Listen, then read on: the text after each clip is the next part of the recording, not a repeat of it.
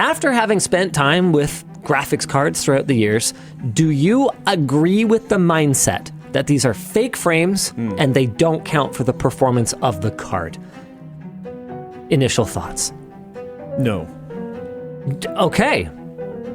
Not completely. Okay, that's... Is the moment I've been waiting for. I've been itching to try the brand new 5090. Very, very pessimistic about it, because if 15 out of 16 pixels with all of the bells and whistles turned on mean that there's barely any like rasterization or rendering going on, what's the GPU actually doing? We want more performance. We don't want to have to rely on all of these features. But what if it just works? And what if all of these features are very much a good thing? Step down from the verifiable data, we have slightly more dubious info. NVIDIA provided benchmark graphs, for example, which are presumably derived from actual testing data, but often eschew helpful details like hashes and labels on the y-axis, or sane representations of comparative values. That's an awful funny way of representing a 5 and 10% quality improvement in NVIDIA, which is dumb because I don't want to spend my time pointing out these obvious shenanigans, but I feel obligated to because I don't like this type of willfully misleading data. Has moved on to an all-new machine learning model that's applied to both super resolution and ray reconstruction. So the potential to see big quality improvements to both is potentially highly exciting, and that's going to be paired with smoother frame rates via the higher frame generation factors. There's a lot to discuss here then. Hello, and welcome to the Finny Games. It's your host, BBG, aka BrokeBlackGamer.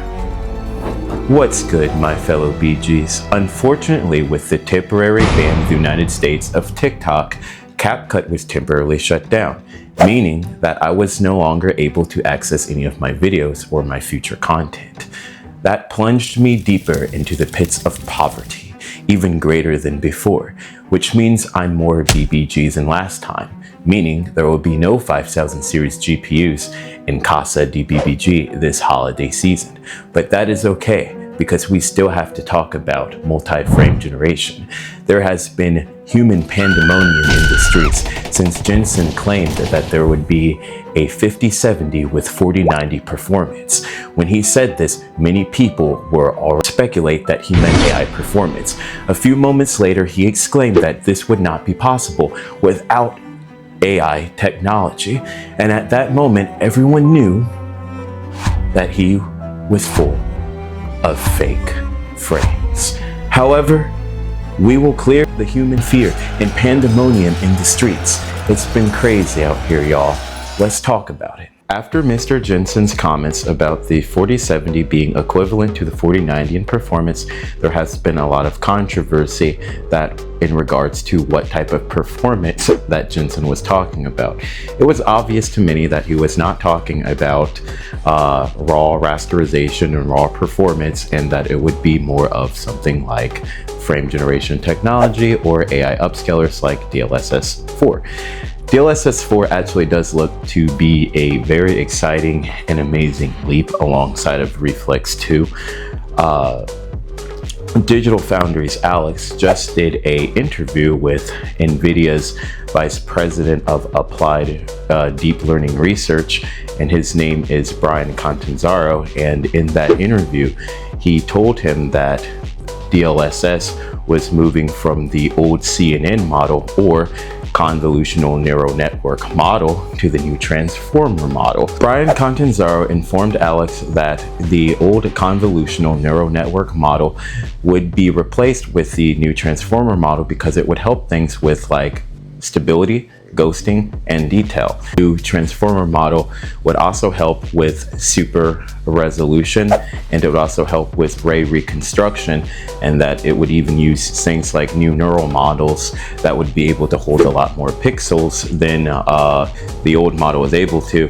So we'll see improvements in resolution for the 20 series, for the 30 series, and even the 40 series GPUs, and it looks like they'll all have this new technology, new multi-frame frame generation. The 40 series will still have the exclusive frame generation, which is ×2 the frames of the normal, and the other ones will continue to have, and the 50 series will continue to have the ×3 and ×4, where they will be able to interpolate more frames in between, and it will be up to 3 frames interpolated in between the base frames, which is a pretty incredible achievement.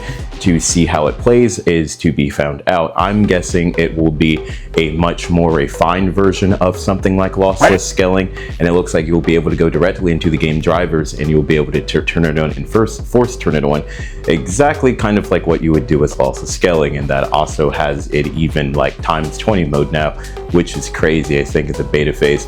But either way, this technology is looking incredible. With the 5070 using this multi-frame generation, will it be able to stop the brute and incredible force of the almighty 5090 or 4090? Find out on the next breathtaking episode of BBG.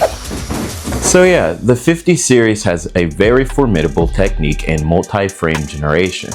So with the 5070 wielding a secret technique like multi-frame generation ×4, does it actually have a chance to go against the 4090?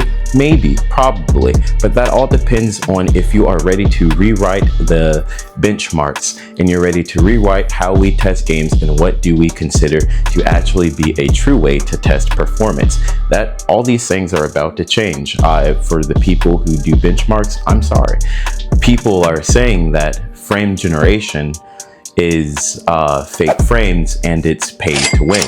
Some people are saying that we are being cheated and we shouldn't have to pay for fake frames because it's not true performance.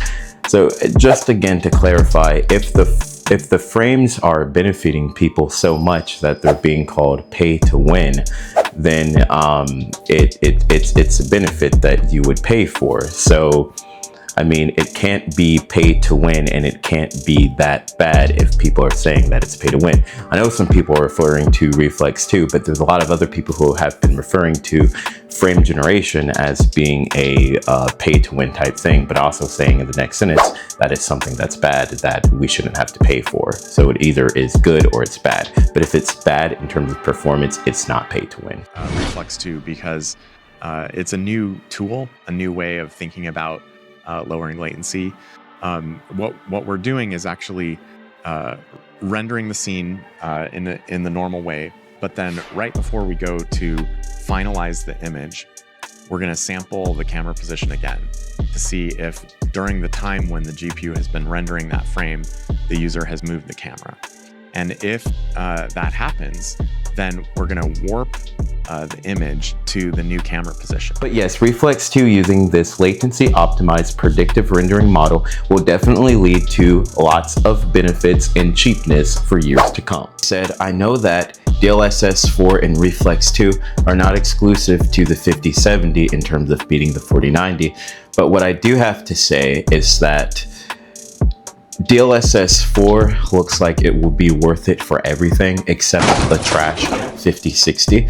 With the exception of that garbage, I believe that DLSS 4 will help elevate this 50 series of GPU into that next exciting level of GPU.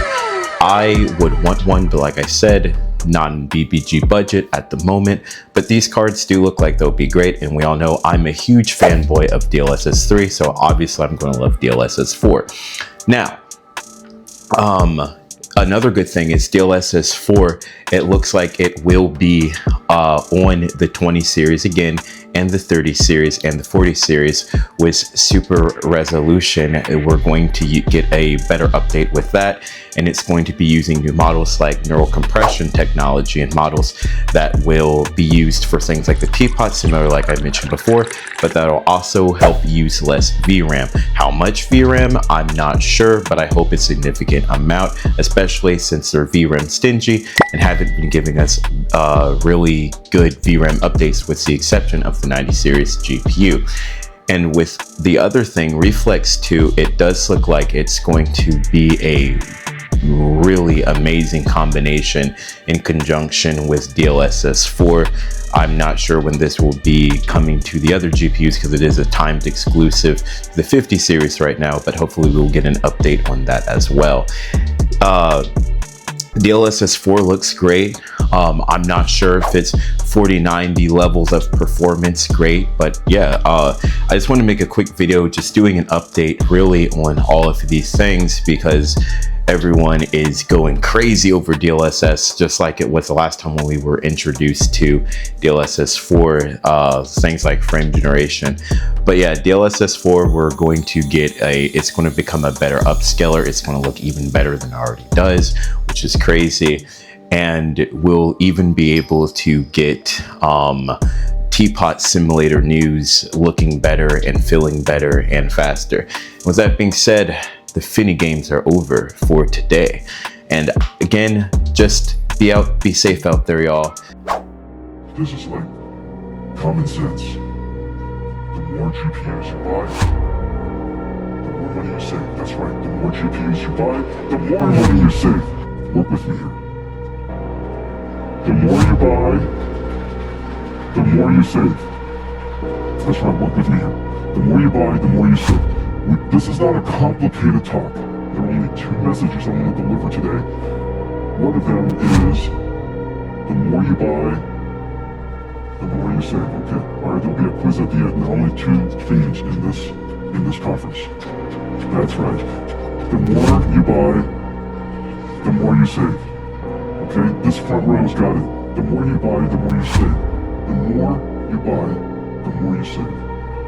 It's incredible. This is not a complicated conference. The more you buy, the more you save. You guys know the drill. The more you buy, the more you save. That's right. The more you buy, the more you save. Enable people to buy more GPUs and save more money.